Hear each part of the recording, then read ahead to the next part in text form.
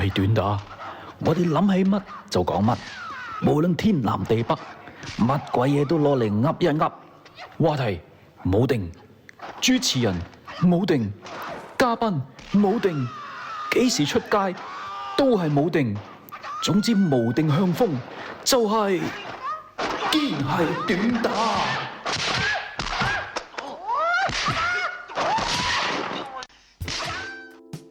堅係短打，今日同大家講下自梳女嘅概念。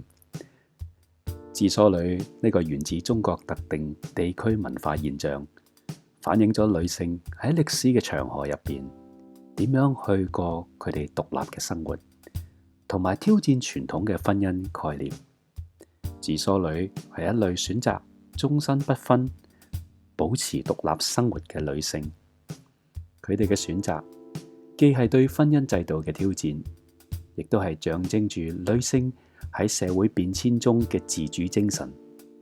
自梳女嘅形成與當時嘅社會、經濟同埋文化背景有密切嘅關係，尤其喺清朝同埋民國初年，呢一個現象喺閩南、閩北、閩東等地區尤其突出。我哋一齊嚟去討論下自梳女。自梳呢一個詞語，佢字面嘅意思就係自己遠離或者自己疏遠，象徵住呢啲女性與傳統嘅婚姻生活疏遠同埋脫離。當時自梳呢個詞唔單止係指對婚姻生活嘅拒絕，亦都暗示住呢啲女性嘅選擇係出於對傳統婚姻觀念嘅質疑同埋挑戰，並且維持佢哋自己嘅經濟同埋生活上嘅獨立性。呢一類嘅女性角色喺當時社會入邊係相對特殊嘅，但係亦都成為當地文化嘅一部分。同時存在嘅有一句說話，就係梳起唔嫁。嗱，呢句說話喺字面上睇起嚟就係自己選擇唔結婚或者決定不嫁人。梳起唔嫁即係放棄傳統觀念，保持獨立性，過住獨身嘅生活。梳起唔嫁帶有一種強烈嘅自主性，係對當時社會婚姻觀念嘅一種挑戰。喺中國封建社會入邊，婚姻往往係家庭安排嘅結果。女性喺社會嘅地位受到父權制度嘅深刻影響。婚姻唔單止係兩個人嘅結合，更加係家族之間財產同埋血脈承傳嘅工具。咁樣嘅婚姻概念導致女性喺婚姻入邊被視為家庭嘅附屬品。人生嘅選擇同埋自由度受到嚴重限制。所以喺一啲貧困嘅家庭入邊，由於無法去支付好巨額嘅嫁妝，女性往往佢面臨住選擇結婚或者放棄婚姻嘅兩難處境。喺咁樣背景之下，選擇唔結婚嘅女性，尤其喺閩南地方，開始被稱為自梳女。佢哋唔再依賴婚姻嚟尋求經濟支持或者社會認同，而係選擇保持獨立嘅生活，並通過自己嘅方式去尋求自我實現。喺清朝至到民國初期嘅中國社會，婚姻經濟負擔對好多家庭嚟計呢係一個好大嘅挑戰。嫁妝通常係家庭幾年甚至幾十年嘅積蓄，對貧困嘅家庭嚟計，可能係一個好大嘅負擔。咁樣嘅經濟環境之下，部分女性選擇唔結婚，成為自梳女。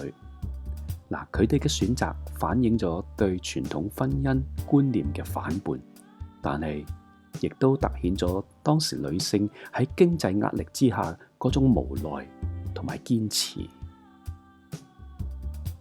自梳女嘅身份唔單止係未婚女性，喺某一啲地區咧，呢啲群體嘅女性會選擇自發性去披麻戴孝嚟表示自己終身不嫁嘅決心。嗱，呢種習俗咧，同當地嘅道教同埋佛教嘅信仰係有關。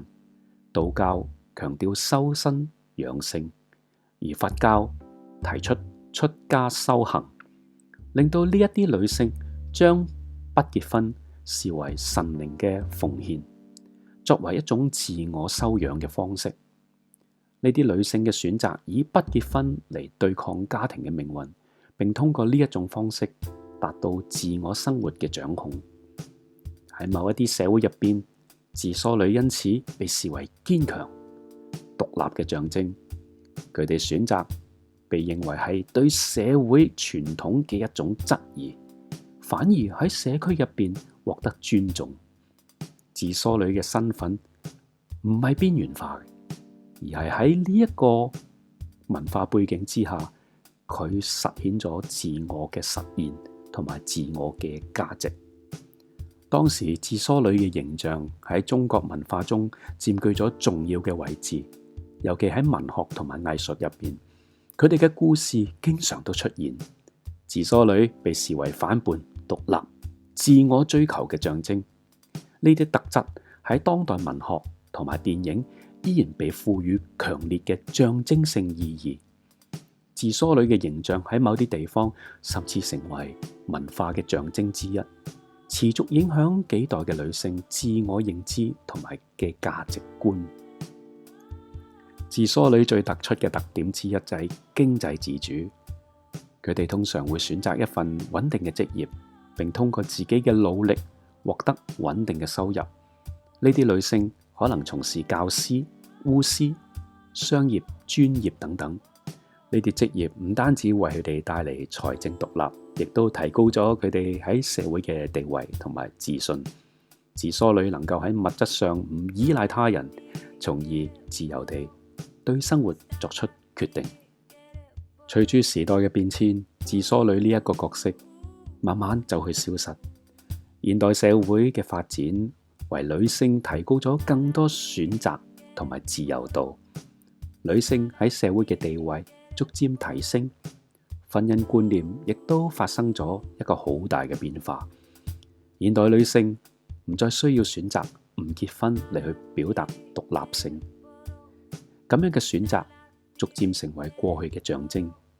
然而喺一啲地方，儘管呢一啲角色已經消失，已經唔可以避免，但係自梳女嘅精神同埋象徵依然喺當地文化係流傳。自梳女係一個獨特嘅歷史現象，佢深受中國封建社會婚姻制度、家庭結構同埋女性地位嘅影響。自梳女嘅選擇不僅係對傳統婚姻嘅反叛、挑戰，亦都係女性喺面對經濟同埋社會壓力，尋求自我實現嘅一種途徑。佢哋嘅存在挑戰咗當時社會對女性固有嘅認知，並成為堅強獨立嘅象徵。有時自梳女佢哋仲會係群體生活，大家3個、4個、5個一齊嚟去並居，而同一個地方互相照應。隨着時代嘅發展，呢一個角色逐漸消失，自梳女嘅精神依然存在喺某啲地區同埋文化保留，成為女性自主獨立嘅象徵。